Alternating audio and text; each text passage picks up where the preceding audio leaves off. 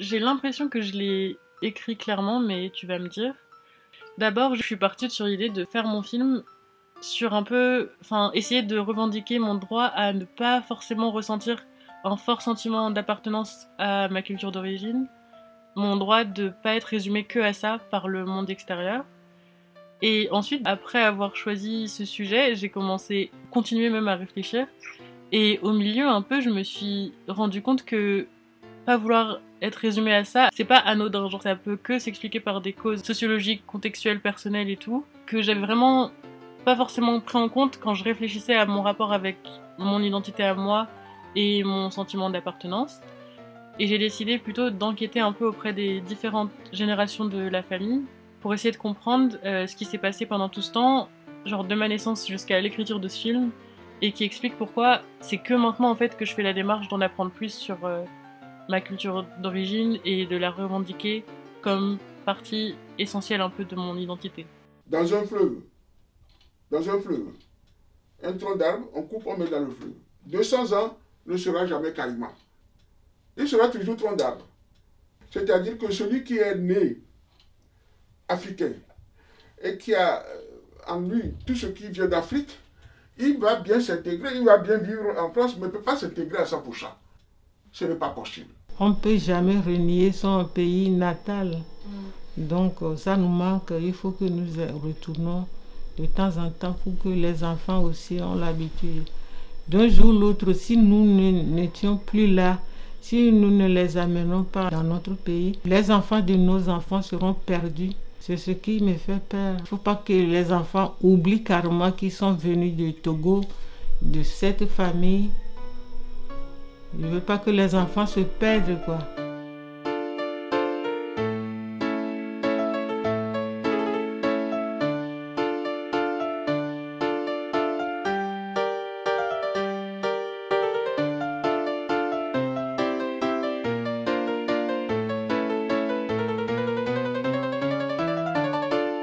T'avais genre 4 ans, j'imagine.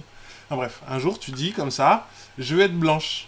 Et ton père, il était trop choqué. Genre, quoi? Mais non, mais comment ça, Sakina, tu veux être blanche et tout? Mais oui, parce qu'elles ont des beaux cheveux et tout.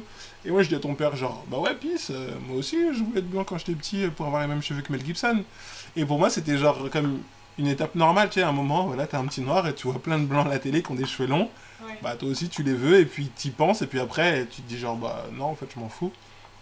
Et du coup, pour moi, c'était pas grave du tout. Alors que pour ton père, c'était genre, oh, mince, Sakina elle veut être blanche, il se passe un truc et tout. Enfin, c'était hyper grave. Alors que pour moi, c'était juste comme justement la construction de ton identité. Du coup, ça passait un peu par là. On peut très bien. Du coup, ça m'avait choqué parce qu'en fait, ça me mettait face à quelque chose que je voulais pas voir en fait. En fait, je t'avais dit que du coup, avant que vous naissiez, déjà, je me posais la question comment ça allait être pour vous, et que j'avais essayé malgré tout, même si j'avais pas beaucoup de codes, d'essayer de vous inculquer certains codes et surtout que vous soyez fiers d'être noir et de vouloir rester noir. Et ben, toi, t'étais la plus grande, du coup, c'est par toi que j'ai forcément commencé. Et quand t'as dit ça, ben, ça me montrait mon échec, en fait. Parce que ce dont j'avais peur en fait, avant que vous nous laissiez, et ben en fait, ben voilà, pouf, il éclatait au grand jour. Et c'est pour ça que ça m'a fait... Plutôt, ça m'a fait mal, c'est ça que je devrais dire. Ok, je vois pour toi comment ça peut être un truc qui est de passage et qui peut être un peu anodin. Moi, je pense que quand j'ai dit ça à mes parents, je pense pas que c'était anodin. Parce que je regardais, enfin, tous les médias auxquels j'étais confrontée, il y avait que des blanches. Les Barbies, c'était que des blanches, avec des cheveux lisses et tout. Du coup, je comprends plus la réaction de mon père, mais je comprends aussi ton explication maintenant. Ça me renvoie à mon passé où, en fait, pourquoi sur le moment ça nous a choqués? Je ne sais pas. Mais en tout cas, ça me renvoie sur le passé où j'expliquais que je mettais une serviette pour me sentir blanche, quoi, en fait. Et je pense que c'est vraiment, encore une fois, la représentation qu'on n'a pas, en fait, dans la représentation positive que l'on n'a pas assez, on va dire, même lorsque tu étais enfant, de la culture black. Parce que quand t'es petit... t'as toujours, comme on est en France, t'as toujours envie de ressembler un petit peu aux Blancs. Et je pense que ouais, c'est un peu aussi à cause de ce racisme. Parce que, je sais pas, ouais, en fait, ceux qui étaient populaires, entre guillemets, ils étaient blancs. je sais pas, des fois on me disait ouais, toi t'es trop foncé, ou tu vois, des trucs comme ça. Côté famille antillaise, je me souviens qu'on était parti une fois chez un membre de ma famille et que malheureusement une des tantes a sorti oh là là en parlant des frères, oh là ils sont jolis, ils sont clairs de peau, et puis toi ouais mais ah c'est dommage, elle est foncée, tu vois. Des personnes qui se rendent pas compte de la portée de leurs paroles. Enfin, est-ce que j'avais l'âge de me rappeler quand elle a dit ça ou pas? Oui. Enfin, il y a quelqu'un qui m'avait dit dans la cour, il avait dit ouais, mais toi tu ressembles à du caca. Genre gratuit comme ça, genre ta couleur. Ouais, non, c'était en maternelle, je crois. Okay. Ou début primaire. Et du coup, ça m'avait vexé. Mais pour moi, c'était pas raciste, tu vois. Ça m'avait vexé. Après, j'étais rentré et j'étais vexé. Je me suis dit, mais c'est rare, en fait, moi, je peux rien lui répondre à ça, en fait. Parce que, genre, ils sont tous blancs. Et voilà. Tu peux dire que c'est du caca d'oiseau? Non, j'avais dit, c'était du. Je crois, il a dit, ouais, mais toi, tu ressembles à du lait ou un truc comme ça. Mais c'était pas la même. C'était pas la même. Je disais que c'était en grande section maternelle, mais c'est pas possible parce que c'était à Évry. Et je suis restée jusqu'à la moyenne section, je crois, à Évry. Ouais, t'as fait 1 an et demi ou 2 ans. Ouais, bah du coup, c'était la moyenne section de maternelle. Et je vous avais dit que j'avais une amie qui s'appelait Damla et qui était blanche. Et qu'elle traînait avec moi, mais que quand ses amies, elles n'étaient pas là. Moi, je disais ça, déjà, c'était un peu grave, mais je me rendais pas compte. Je me disais, bon, bah tant pis, hein, je traînais avec je sais pas, 1 jour sur 2. Et il y a un jour où elle m'a laissé traîner avec elle et ses autres amies blanches aussi. Et où, du coup, on était dans la cour, comme ça, j'étais trop contente de pouvoir jouer avec elle. Et à un moment, on se met dans un coin. Il y en a une, elle prend son pantalon comme ça, elle baisse vite fait le coin et elle montre sa culotte. Et elle nous montre, on rigole et tout ça. Et elle dit, ok, maintenant tout le monde doit montrer. Donc chacun montre et tout. Et après, ça faisait mon tour. Du coup, moi, je montre et je me rappelle très bien que ce jour-là, j'avais une culotte blanche avec des rayures bleues. Je lui montre et dès que je montre, elle fait « Oh, mais tu l'as montré, je vais le dire à la maîtresse. » Et du coup, toutes, elles partent en courant pour aller le dire à la maîtresse. Donc moi, je me dis « Mais tout le monde l'a fait et tout, donc ça se fait pas. » Donc je commençais à pleurer et à me poser dans un coin. Et je continue à pleurer et tout comme ça. Et plus tard, je sais pas combien de temps plus tard, mais elles reviennent, elles me disent toutes un mot de cette phrase, genre tour à tour. Elles me disent « On veut pas jouer avec toi parce que t'es noire. » Malheureusement, enfin ouais, on va dire ça, malheureusement, on a même des anecdotes comme ça, j'en ai beaucoup vécu et tout, et j'aurais pu espérer que ouais, ça s'arrête avec vous, avec votre génération. Bah en fait, ouais, donc, alors, que ça t'ait touché, c'est normal, parce que toi, t'as toujours, je veux dire, j'ai une bêtise, mais oui, déjà petite, hein, je dis, déjà petite, on se rendait compte que ça te gênait en fait d'être noir. T'allais plutôt te tourner vers des personnes à qui tu voudrais ressembler. Ouais, et que bah, du coup, t'avais plus de chances de mal tomber. Mais c'est vrai j'ai déjà vécu des moments de racisme, mais vu que on était en groupe, on va dire entre guillemets, bah ça m'a moins marqué, parce qu'on était plusieurs à affronter ça. J'avais pas pensé à ça, mais je pense que c'est un gros élément qui a joué. Parce que moi, à chaque fois, c'était des trucs où j'étais toute seule, confrontée au racisme, et du coup, je pouvais pas trop rire de ça. Ça va marcher, c'est quelqu'un qui va construire un grand-duché, devenir un homme très important, et auprès de lui, je vais être, comme auprès de Ludovic, je vais pouvoir m'épanouir entièrement. Sa composition très équilibrée et structurée à l'extrême révèle déjà chez l'artiste une quête de perfection qui confine à l'obsession.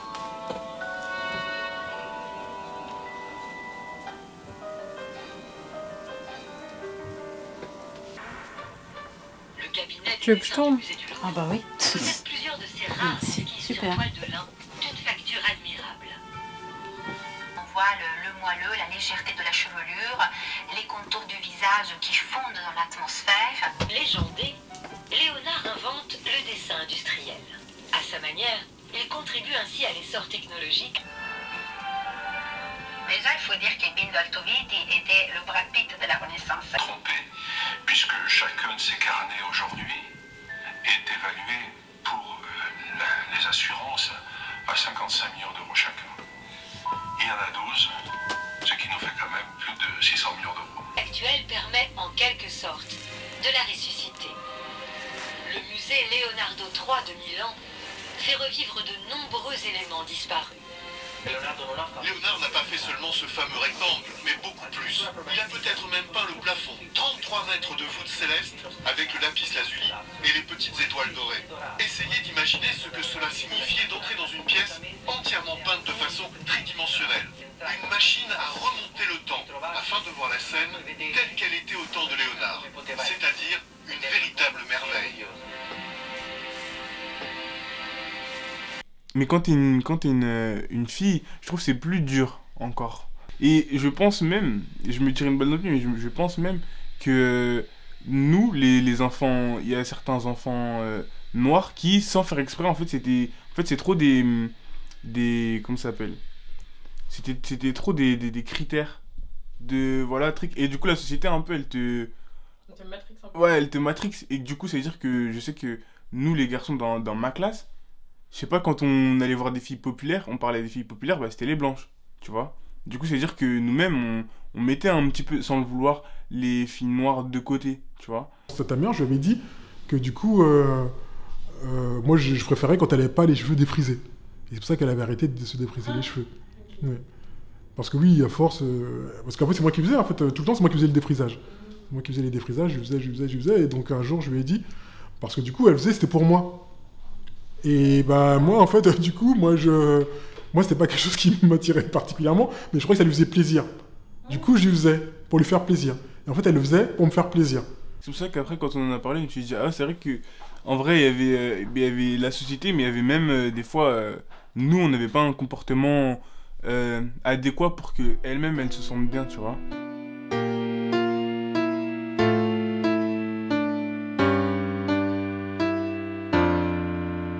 Quand on était venu en 1975, le directeur de l'école de nos enfants nous ont dit de parler le français aux enfants pour que les enfants soient dans le bain comme les autres, quoi. Donc aussi, on nous a dit, mais si nous parlons le togolais ou le mina à la maison et à l'école, les enfants, le français, donc les enfants sont perturbés. Si on avait pu aller au Togo régulièrement, et ben en fait, on aurait continué, même si on serait peut-être un petit peu détaché, mais c'est pas rien, ça aurait été rien du tout par rapport au fait que, voilà, pendant 10 ans, on n'est pas retourné. Donc 10 ans, en fait, on était petits. On a vraiment eu le temps. Et quoi ? C'est ça, c'était de 6 ans jusqu'à 16 ans. Du coup, toute mon adolescence, en fait, tout ce temps-là, du coup, je me suis formé ici, mais sans cette culture, parce que du coup, je parlais même pas la langue. Même pas. Et donc, du coup, moi, je me suis accroché à une autre culture, celle à laquelle j'avais accès, dans la culture française, je me suis accroché. Et c'est pour ça que je t'ai dit qu'en fait, à un moment dans ma vie, j'ai essayé, je suis plus vraiment trop africain, trop togolais, je vais essayer de me rapprocher complètement de l'autre côté. Et c'est là que j'avais l'impression de m'être un petit peu fourvoyé dans ce que j'étais réellement.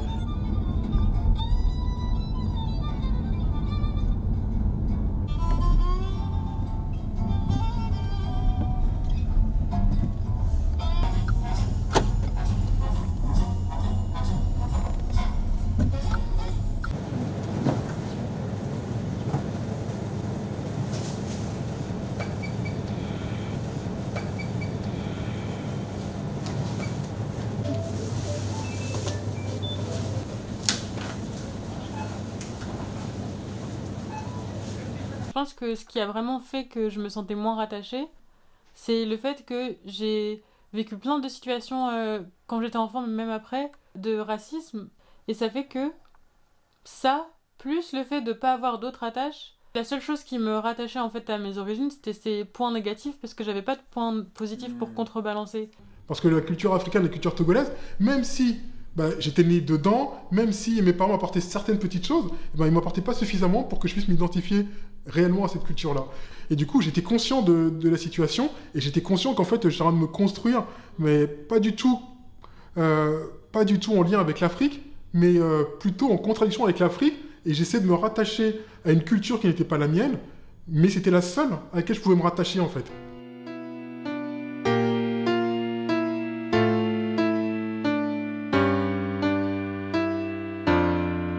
Contrairement du coup à la langue, qui m'a coupé en fait de mes origines, mon origine, elle, par contre, elle m'a plutôt rapproché en fait de mes origines, ou plutôt elle m'a évité de m'en éloigner encore plus. Et ça, parce que, au moins, mes parents, ils ont conservé cette manière de faire à manger. Quand j'étais petit, il y avait plein de choses, mais notamment, un des trucs que je retiens, c'est la pâte et la sauce du combo, genre... Moi aussi. Un truc de ouf, c'est trop bon. Tu me dis quand c'est bon. Ouais, c'est bon.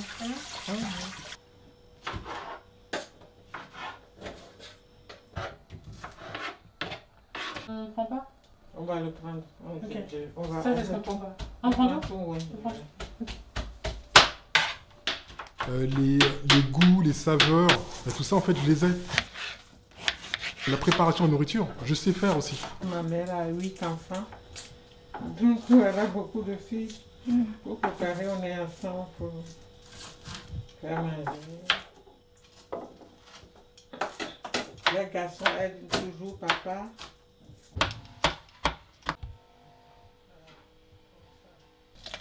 Ouais. Là où il y a les deux œufs se joignent. Donc, tu vois les deux. Attends. Tu vois les deux là, regarde, là et là. Donc là, pour couper, c'est facile. Mais sur l'os, c'est trop dur. Donc,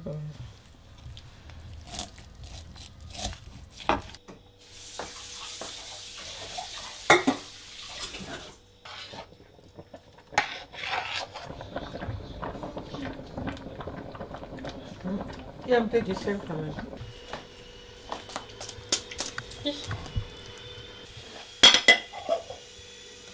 Le fait que moi je ne me sentais pas trop africain ou j'étais plutôt entre deux cultures, je me demande si ça m'a pas poussé en fait à choisir une épouse noire.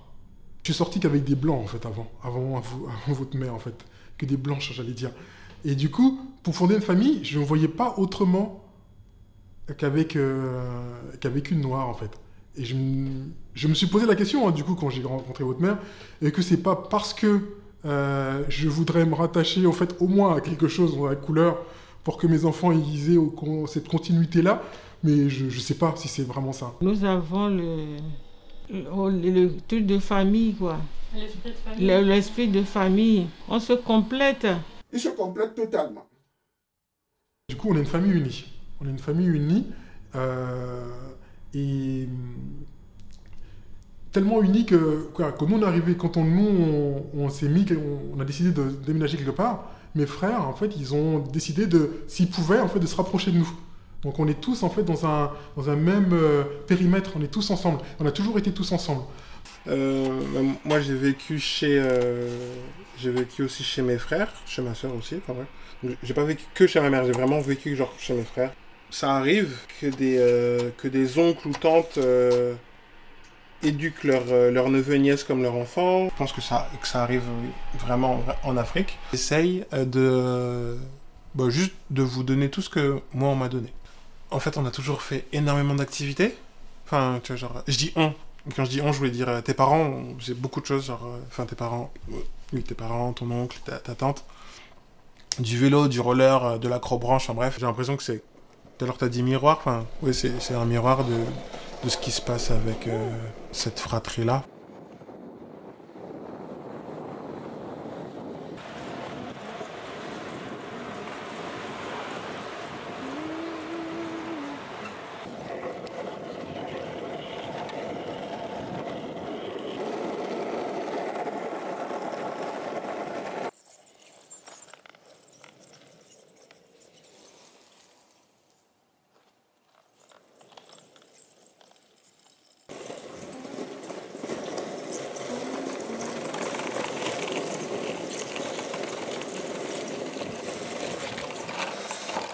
Je me dis qu'en fait, ce qui vous permettra à vous de vous rattacher, de vous rapprocher et de ne pas perdre, au moins, encore plus que ce que vous avez déjà perdu, c'est que moi, je me rapproche encore plus de mes cousins et je me rapproche plus donc, du coup de l'Afrique.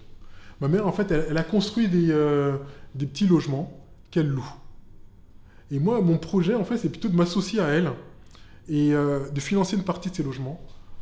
Et me dire que voilà, si je m'oblige à faire ça, et ben quand elle sera plus là, je m'obligerai à... Parce que j'aurai quelque chose qui me retiendra là-bas, ce sera ça, ce que j'aurai engagé, qui m'obligerait à faire. Donc c'est comme ça que je vois les choses, mais voilà, je sais, ou je me dis que si je ne veux pas que vous perdiez ce côté-là, il faut que moi, à un moment ou un autre, je me mouille. J'ai acheté des livres. Oui, je me rappelle quand on était petit. Oui, j'en ai toujours chez moi. Donc, dans la vie, vouloir, c'est pouvoir. Et en Afrique, une fois, j'ai été à la messe. Il y a un prêtre français qui lisait l'évangile. Il parlait togolais. Il faut regarder, il faut le voir pour savoir que c'est un blanc. Il a l'accent, il a tout. Mais il faut l'apprendre. Il faut maintenant qu'avec le temps, la modernisation, qu'ils arrivent à acquérir ce qui leur manque. Donc, par Internet, l'ANA, on peut l'apprendre. Le MINA, on peut l'apprendre. Même le chinois, on apprend le chinois. Pourquoi alors ne pas pouvoir apprendre votre langue d'origine? Si vous voulez parler le togolais, vous le pouvez. Nous sommes là. Il y a un proverbe africain qui dit Vilawe. Vilawe me dit quoi? Si moi, pendant mon enfance, je n'ai pas pu avoir mon bac, et que je ferai tout pour que mon enfant ait son doctorat. C'est comme je n'ai pas pu faire. Il faut que mon enfant le fasse. Et d'ailleurs, je souhaite que mon enfant aille plus loin que moi, et que l'enfant de mon enfant aille plus loin encore, ne serait-ce que ça. Bon, je profite de l'occasion pour lancer un appel à toi d'abord, l'aîné, Sakina, de tout faire pour que, même si la faute émane à ton grand-père ou à ton père, que toi, tu arrives à corriger, à rectifier ce que les parents n'ont pas fait.